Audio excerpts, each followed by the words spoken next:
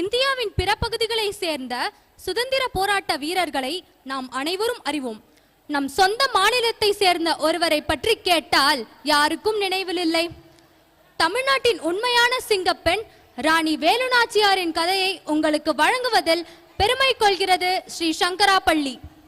Sit back and enjoy the theatrical performance of the team Velu Nachiyar. 280 ஆண்டுகளுக்கு முன்பான தமிழகம். வீரத்தாய் வேலு நாச்சியாரின் ஆட்சி காலம். வெள்ளையர்களை எதிர்த்த முதல் இந்திய வீராங்கனை. நமக்கெல்லாம் நன்கு அறிமுகமான ஜான்சி ராணி என்பது வெள்ளையன் நமக்கு சாதகமாக சொல்லி போன பிழையான வரலாறு. வெள்ளையர்களுடனான போரில் ஜான்சி ராணி தோற்கடிக்கப்பட்டார். ஆனால் வெள்ளையர்களை போராடி வென்று தன் தமிழ் மண்ணை மீட்டுக் கொண்டவர் ஈடு இணையற்ற நம் வேலு நாச்சியார். இந்திய விடுதலை போர் வரலாற்றில் வெள்ளையர்களை அடிமை கொண்ட ஒரே மகாராணி வீரத்தாய் வேலு நாச்சியார் தான். இது மறைக்கப்பட்ட வரலாறு. ஆனால் ஆதாரங்கள் கொட்டி கிடக்கின்றன நம் கண் முன்னே. குறித்துக் கொள்ளுங்கள். ஒட்டுமொத்த ஆவணங்களையும் திரட்டி சரிபார்த்த பின்தான் வேலு நாச்சியாரின் மேன்மையை உங்களுக்கு காணத் தருகிறோம்.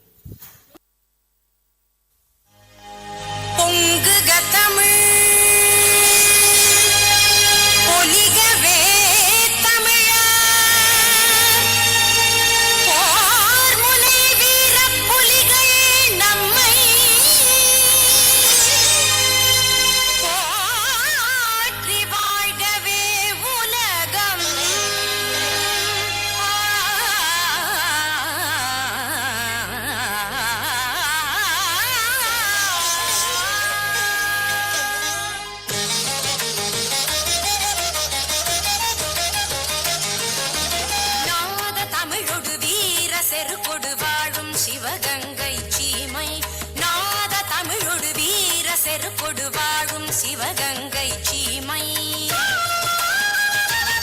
வளரி வீசி வீசி எறிவதும் தாய்மண் காப்பதும் தானே குலகடமை. வளரி வீசி வீசி எறிவதும் தாய்மண் காப்பதும் தானே குலகடமை.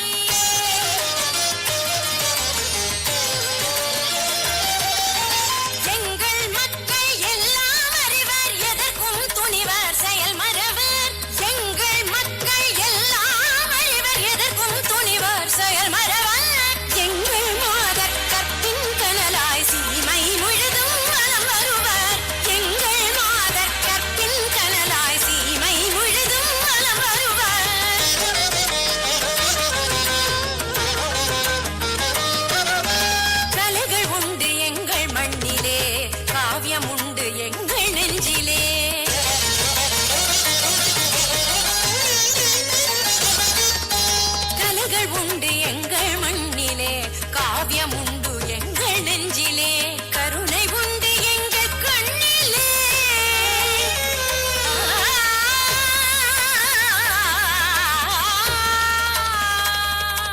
இப்படி ஒரு உத்தமமான மகாராணி வேலு நாச்சியார் காலத்தில் அரசர் முத்துவடுகநாதனின் 3வது ஆட்சியில் நம் தமிழர்கள் எப்படி வாழ்ந்தார்கள்?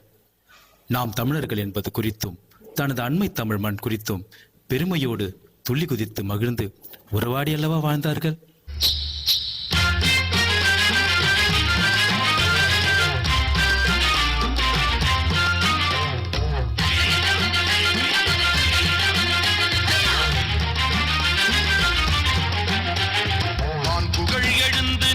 தமிழகம் திருவள்ளுவன் நிறைந்து வாழ்ந்த தமிழகம்.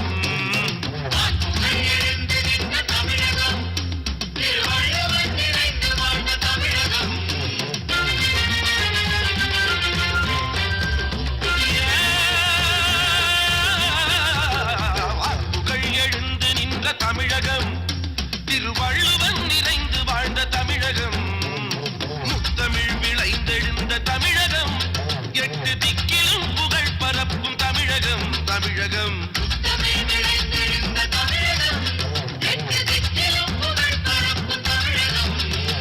தமிழ்தானே நமக்கெல்லாம் பரம்பரை சொத்து. அதை காத்திடுவோம் போற்றிடுவோம் குலவை இட்டு குலவை இட்டு.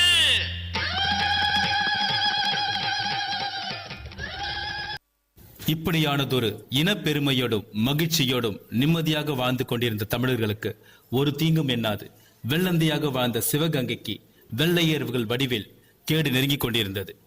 சிவகங்கை மன்னருக்கு கீர்னல் பாஞ்சோரியின் அவர்களிடமிருந்து ஓர் அவசர செய்தி. உங்களிடமிருந்து கப்பம் வசூலிக்கும் ஏகபோக உரிமையை நவாப்பிடமிருந்து நாங்கள் பெற்றுவிட்டோம். நீங்களோ கப்பம் கட்ட முடியாது என்கிறீர்கள். உடனடியாக இதுவரை செலுத்தாத கப்பத்தோடு தர வேண்டியதையும் சேர்த்து வெள்ளர்களான எங்களிடம் செலுத்திவிட உத்தரவிடுகிறோம். இல்லை என்றால் நீங்கள் நினைத்து கூட பார்க்க முடியாத அளவிற்கு அதிர்ச்சி நடவடிக்கைகளில் இறங்குவோம். சிவகங்கையை எமதாக்கிக் கொள்வோம். எச்சரிக்கிறேன்.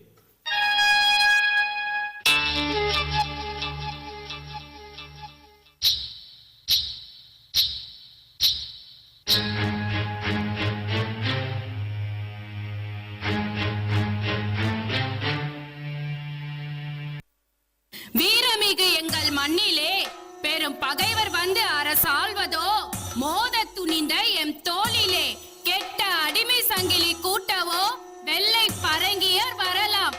நல்ல வியாபாரம் செய்த பின் போகலாம். மேலும் அடிமை கொள் என்னமா? இது செல்லுமா? படை வெல்லுமா?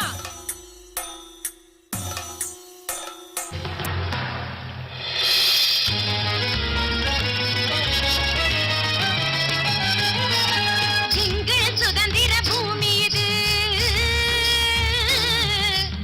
எங்கள் சுதந்திர பூமி இது, எங்கள் முப்பாட்டன் சொத்து இது. எவர்க்கும் அடிமை ஆகாது, தம்பிடி கப்பமும் கிடையாது. எவர்க்கும் அடிமை ஆகாது, தம்பிடி கப்பமும் கிடையாது. எங்கள் அன்னை பூமி இது, செந்தமிழ் வளர்த்த நாடு இது. எங்கள் அன்னை பூமி இது, செந்தமிழ் வளர்த்த நாடு இது. காலை பிடித்து கேட்டாலும் கப்பம் என்பது கிடையாது. நாடோடியாக திரிகிறாய், வியாபாரம் செய்து பிழைக்கிறாய். நாடோடியாக திரிகிறாய், வியாபாரம் செய்து பிழைக்கிறாய். பேராசை பிடித்து குலைக்கிறாய், தர்ம நெறியினை பழிக்கிறாய், தர்ம நெறியினை பழிக்கிறாய். பேத்தியம் பேத்தியம். ஆமடா ஆம், நாங்கள் தன்மான பைத்தியம், நாங்கள் தமிழ்குல பைத்தியம், நாங்கள் சுதந்திர பைத்தியம், நியாயம் ஒன்றே வைத்தியம். காளையார் கோவிலில் அரசன் முத்துவடுகநாதன் ஈசன் தரிசனம் முடிக்கிறார். நிராயுதபாணியாக வந்து கொண்டிருக்கிறார். அந்தோ பரிதாபம்! கோயில் மதுச்சுவரில் கீர்னர் பாஞ்சோலியின் தலைமையில் 300 சிப்பாய்கள் சூழ்ந்து கொண்டு துப்பாக்கியால் துளைத்து எடுத்து விட்டனர். வெள்ளையர் சூதுக்கு துடித்து பலியானார் தமிழ் மன்னர் முத்துவடுகநாதர். செய்தி அறிந்த வேலுநாச்சியார் காண வெள்ளமாய் பொங்கி எழுந்தார். கொந்தளித்த நிலையில் இருக்கும் வேலுநாச்சியை மருது பாண்டியர்கள் ஆசுவாசப்படுத்தினார்கள். தலைமறைவாகி விடலாம் என ஆலோசனை சொல்கின்றனர். மறுக்கிறார் வேலு. இதுவும் ஒரு விதமான ராஜதந்திரம் தான் என்கின்றனர் மருதுருவர்கள்.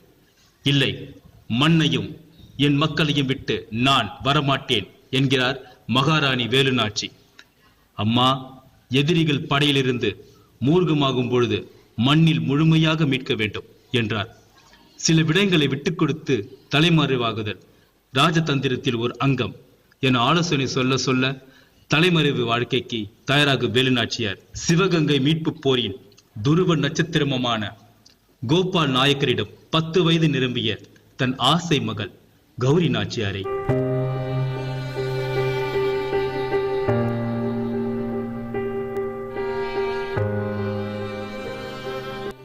ஒப்படைத்துவிட்டு சிவகங்கையை மீட்க உறுதி கொண்டார். தாயகத்தின் ஒரு பிடி மண்ணை அள்ளி முடித்துக் கொண்டு அரை மனதோடு தப்பி செல்கிறார் வீரத்தாய் வேலுநாச்சியார். அதன் பின் 8 ஆண்டுகள் கடும் போர் பயிற்சியில் தமிழர்கள் மூழ்கினார்கள். ஆரம்பிக்கலாமா? தாங்கள் அழைத்து நாங்கள் மறுப்பதா? உடனே தொடங்கலாம்.